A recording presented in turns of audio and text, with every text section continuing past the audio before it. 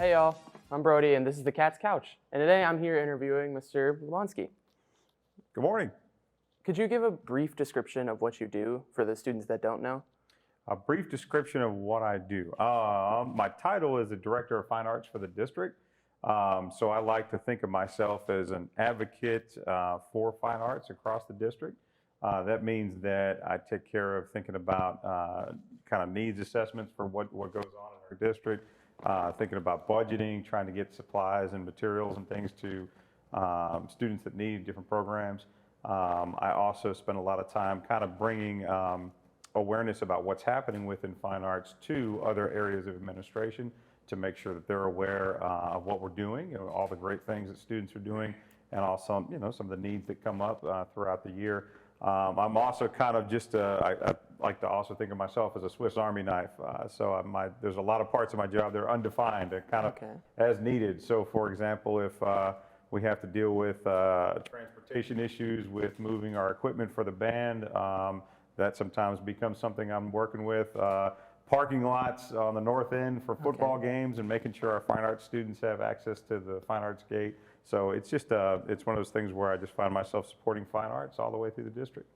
So whenever you support the fine arts departments, which one do you find yourself supporting the most? Well, it really, that's kind of a seasonal piece. It depends on kind of who's hot at what time of the year, right? So thus far in the fall, marching band is a huge part of what students are doing because that's associated with the football season and also UIL marching. And so, this fall has been a lot of that, but now we're starting to pivot into kind of all the end of first semester kind of final performances. So whether it's elementary Veterans Day performances or choir concerts happening or just holiday programs, things like that. Now my brain is kind of pivoting in that way. But I'm also thinking kind of globally too. I think about, for example, professional development, kind of school for teachers, if you think about it like that. There's opportunities that happen for each of our programs throughout the year. So I'm always trying to think about what's coming up next. And that way you've got, short-term, long-term, you're always thinking about the balance between those things. Okay, well that's actually, I didn't know that, but thank you for sharing. Yeah. So we know that we lost a lot of fine arts teachers last year. Okay. How are we adjusting to that this year?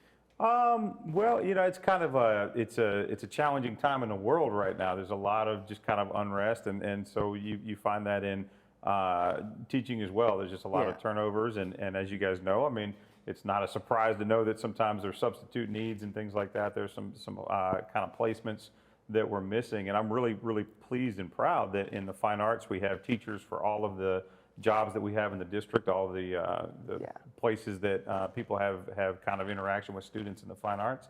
But we have had some turnover.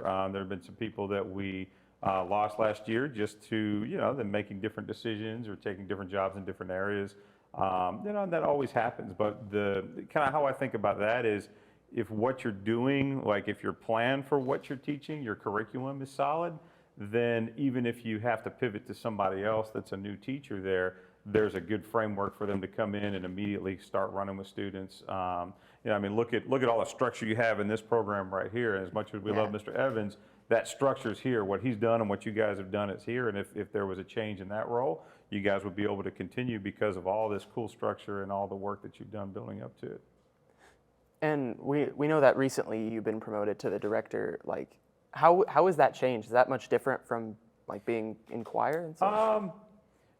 Yeah, it's funny. A lot of people ask me, do I miss being in the classroom? That's kind of the biggest pivot for me. And I mean, that's been a really challenging thing for me personally because, just I look around the room on the camera, they can just see the two of us, but I'm looking out and I see all these young people that are working and just kind of grinding it out and doing all the cool stuff that you do.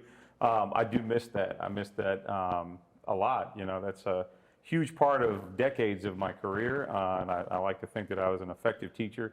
But what I really like about this opportunity is I get a chance to influence even more students, even though it's not directly in the same way. I get a chance to try to bring, I don't know, the Labonski vibe to as many different programs as I can and try to build. And for me in Willis, when I got here, this is my 14th year in the district.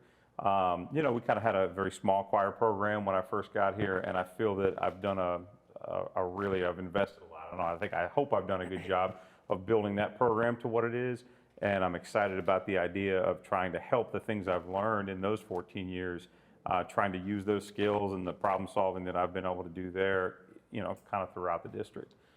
So I'm excited, but it is a lot different. You know, I mean, there are headaches that come up that are different kinds of headaches. I'm tired in different ways, but I also get a chance to see really cool things. I mean, the fact that I'm sitting here right now, as much as I love the choir classroom, like I mentioned, I mean, there's really cool things happening in this room, and so it puts me in a situation to be able to interact in that way. So with this year, how are you feeling that the new principal is sort of like supporting the fine arts department? Mr. Smith, you know, I'm still getting to know him, but everything I've been able to establish with, you know, a relationship with him has been nothing but supportive. Obviously, you were talking about transitions earlier, where you know, you have a new teacher in a role. Obviously, when you change principals, that's a big deal. You know, the kind of leader of your campus is new. And so in that transition, myself and Mr. Glenn and some of the other administrators were kind of making choices about who we think would be good candidates for those roles. And, you know, Mr. Smith had to come in and ultimately be the approval of that because it's his campus, and if we're talking about a teacher on the high school campus. So the biggest way to answer your question is, you know, we were able to say, hey, here's a candidate we think is a good choice and a good person to fill that role. And then working with Mr. Smith has been wonderful. He's been very open to that feedback we gave him, and then he met and interviewed with all those folks, and you know, has been nothing but supportive. Anytime there's a situation that comes up, maybe something that, you know, we need to make sure is tighter, he's on the phone with me immediately. He's the kind of guy that'll find, even in a very busy schedule, you know, if you've got, you know, something that takes a couple minutes of time to come up with a solution so we're on the same page, you know, he's ready to go. Here's a great example of that, just to try to give you some specifics. Okay. So we've been really trying to find a way with our marching band to be able to have crucial time to be able to rehearse in the stadium. And we're so fortunate right now to have both the practice field here open as well as the, you know, the main stadium field over there. But one of the things that people don't inherently understand about marching band is when you're refining the show, right, there are two things that you need to be able to do. You need to be able to see it from a high standpoint, like an elevated vision of the field, and you also have to be able to hear it, and that's something that you can't really practice anywhere but in a stadium, because that's where you are able to hear what the audience or the judges, if it's a UIL thing here, and then also to visually see down where everybody's moving and make adjustments and refinements. And so we had a situation where, well, how can we make that work? And Mr. Smith was actually really instrumental in figuring out, hey, we could do that during the day. We took an early release day, and we were able to actually get the band over there and move all 5 buses of students and all the equipment and get them there in the afternoon, so they could actually have that crucial time to rehearse and then still be over there and ready to do their thing for the game later on. And Mr. Smith was kind of really creative in helping us figure out how we could do that in the timing of the day, giving the students a little bit of release time to be able to get them out and get the buses moving before the afternoon bus routes. You asked me something about, you know, hey, what does your job entail? A lot of it has to do with working with other departments. So one of the challenges that Mr. Smith was helping me with that was working with transportation and the timeline of how we can get all the buses to move students, but then the buses have to go and do afternoon bus routes. And so one of those kind of pieces we were working on was getting that all hammered out. So he's great, he's awesome, he's very supportive, and you know, he's doing a great job. I know he's tired, and you know, I think about whether it's students or teachers or administrators or principals, when you're tired, it means you're doing something right. It means you're working hard when you're at work. So. Well, I actually think that that's all of the time we have for today. Okay. But thank you so much for coming, and thank you for all the great answers. And awesome, great. Well, hey, congratulations on this new program. It looks like it's going great. It's been a pleasure to be on KATS Couch this morning. Thank you. Awesome. Well, I'll see you all next time.